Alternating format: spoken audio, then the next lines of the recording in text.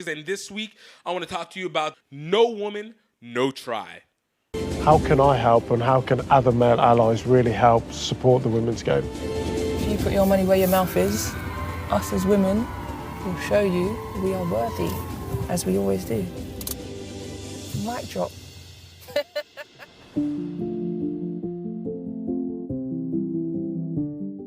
This movie I actually found pretty interesting. I think it was a nice look into women's rugby, a really honest look. No Woman, No Try is a 2021 movie made by Victoria Rush, and it talks a lot about the issues that are happening with women in rugby and the events surrounding some of the movements that occurred. It focuses directly on the UK, namely within the professional Premier 15s. There's some other local ones, but ironically, they don't really talk that much about the smaller leagues. They bring some people in to at least recognize they exist, but it didn't really talk that much about it. The two main people that they focused on in this movie were Shauna Brown, who is the now retired Shauna Brown, legend for England rugby, of course, played for the Harlequins for a long time, and a multi-sport beast of an athlete. And as well as Steph Evans, who plays for the Bristol Bears. I actually have had interactions with Steph Evans. She wrote an article for GiftTime Rugby before. So to see her in this light was kind of cool because I always knew that she was pretty solid as a leader and was very outspoken of a person. But to learn so much more about what she's out here doing and what she's been creating was really dope to be able to see. And this almost starts off with a little bit of a speech by Shauna Brown, kind of talking about why people need to pay attention to women's rugby, and it is absolutely one of the best, and it's a shame. And I agree. I know from my experience watching women's rugby, especially at sevens, it's been one of the best rugbies. It's literally one of the best rugby to watch. And in my opinion, one of the reasons is just because it has the best athletes available playing in it. It's one of the few team contact sports that women can play that have actual notoriety. But even after that, one of the things that actually surprised me that I learned from this was that this after 2017, whenever the RFU said that they're going to be professionalizing the women's high performance game, so the Premier 15s creation and the international sides. I thought everybody who played in Premier 15s actually was a professional in terms of they got paid to play. But this movie put it out where it was like, no, it's only like 20-something of us that are getting paid professionally, Shauna Brown included in that. And that blew my mind because it continues to make the struggle of elevating the game, especially in a place where, one, the RFU is one of the, if not the richest rugby union in the world. Take that for what it is. Number two, it typically is the one that is driving the direction of where rugby goes in terms of innovation, good or bad. So this one was an interesting, unique look. The other thing that I took from this was the impact of Steph Evans and social media during 2020.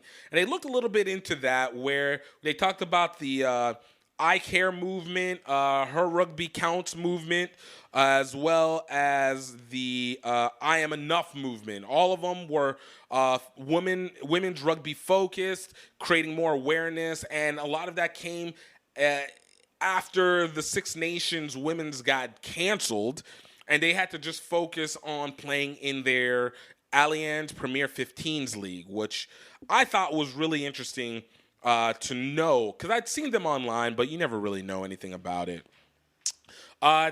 This movie talked about a few of the issues. They talked one big thing, obviously, looking into the players. They provide a little bit of insight into each of the players. Steph and Shauna, to give a little bit of a background on them. I wish there had been a little bit more. I understand they wanted to create the aspect of the problems that exist in women's rugby, and obviously the source for body insecurities that could happen that rugby helped alleviate for these women and the other women that were involved in this documentary. But I really wish we had gotten more personal, like even more vulnerable. And it's wild to say because they did talk about some, things that were in their childhood. But I still kind of felt like they left something on the table, which would have put some additional weight into the significance that women's rugby plays and really how that speaks to the business element of how rugby goes. And this is what I mean.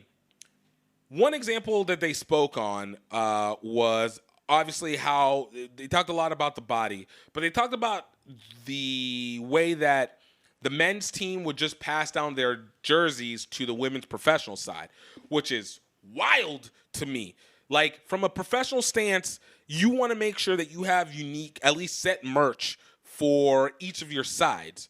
You don't want to just pass the jerseys from the men's and then going down to the women's, because your fans that are for the women's side are going to want like a slight variation to go. Like, that's literally, we're just talking about more money. Now it's more money also being spent, but you're a professional side. So you already have a level of revenue that needs to be coming in, whether it's from ticket sales, sponsorships, whatever. But I was shocked that, you had that. But what was even more shocking was the problem that came with shorts. And I didn't know that, and call me ignorant, but I did not know that there needed to be different shorts for women and men. Obviously, in clothing, there's different cuts, and I get that. But ignorantly, I didn't think about it for rugby, because it's like, oh, it's short shorts. Boom. Everybody's short shorts, yada, yada, yada. And then your issue might be if you have thick thighs or something like that, but that's everybody's problem. But no. There was a legitimate problem with getting women's shorts. And Steph Evans actually commented on that in the movie, talking about, she spoke to the men's side for the Bristol Bears, and asked them about them ordering separate women's shorts. And basically, they were like, no, we don't do this because it costs more. Like, this is a cost-saving mechanism. And so she was like, yo, okay, so if that's the case, why don't you get women's shorts for the men? And, of course, they laughed because that would be out of the norm and different. And so the entrepreneurial set of Steph Evans, who this is apparently well documented that, her Canadian self is pretty forward-thinking, created a company called Rugettes, which still exists to this day. And they supply women's shorts for women rugby players, which has to be a massive population of people. I mean, at least 3/4, or at least half, or maybe slightly less than half of all rugby players in the world are women's rugby players. So you're talking about a whole section of your playing population, once again, money, that are not getting adequate shorts and could use them specifically, and you can build off of that. Like, that kind of blows my mind. It's so obvious, but it's not. Even if it's a little bit more expensive, like, that's what marketing is for. And again, I say this about professional outfits because they already should inherently have some level of a revenue source available to them. They're charging people stuff. So even at that, like, you want to offset some of your costs by creating new revenue streams. That's how you would want to get that done, especially if you could be an exclusive, at least a white label holder.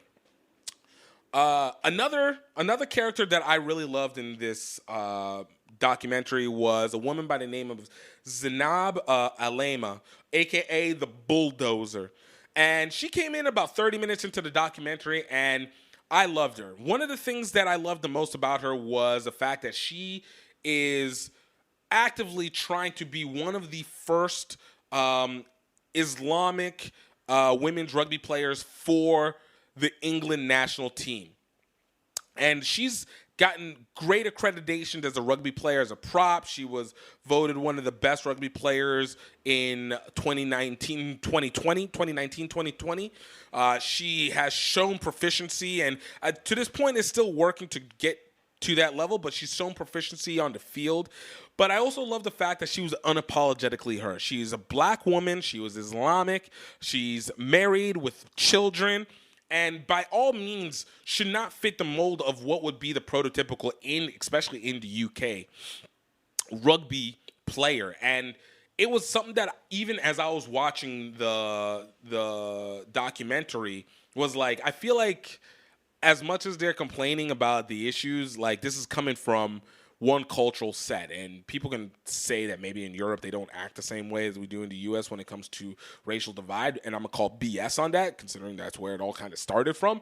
But like it was a very, very one side, white side of the rugby. And I thought that whenever they brought Zainab in, it was something that kind of provided a refreshing view, because she mentioned that she doesn't look like the majority of the players that she is playing with. And that stands a lot to how you create the community and how that's accepted.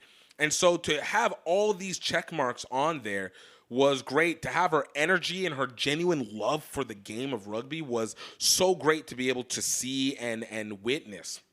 And I think it was something that needed to be talked about just as much.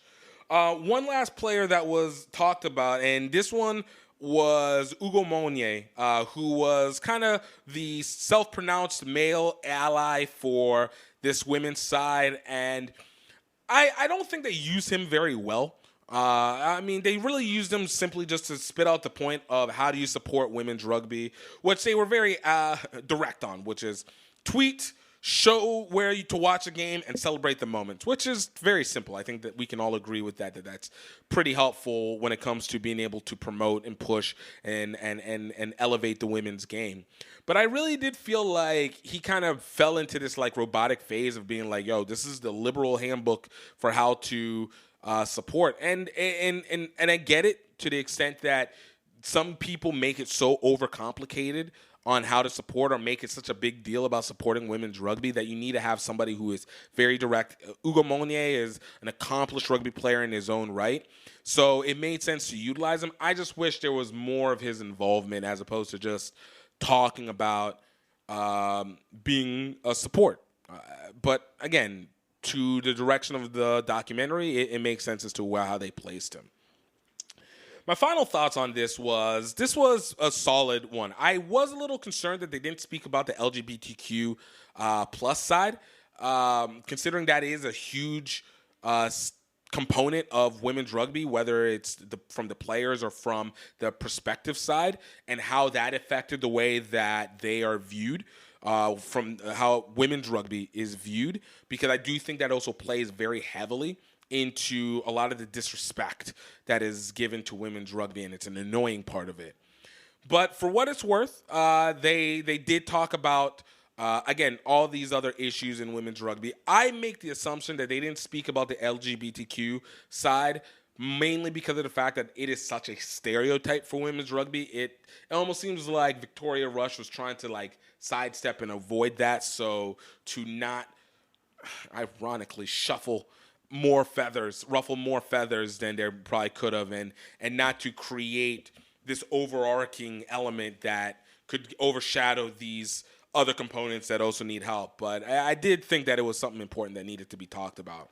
Overall, I give the documentary a 7.5 out of 10.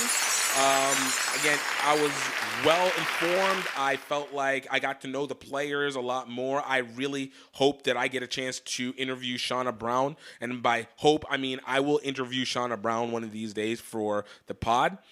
And of course, all these other people. But really, I want Shauna Brown because she was dope in this. You guys can find it on Amazon Prime. Definitely a good worth sitting down and taking a look and just enjoying what it has to offer. Just enjoying what it has to offer.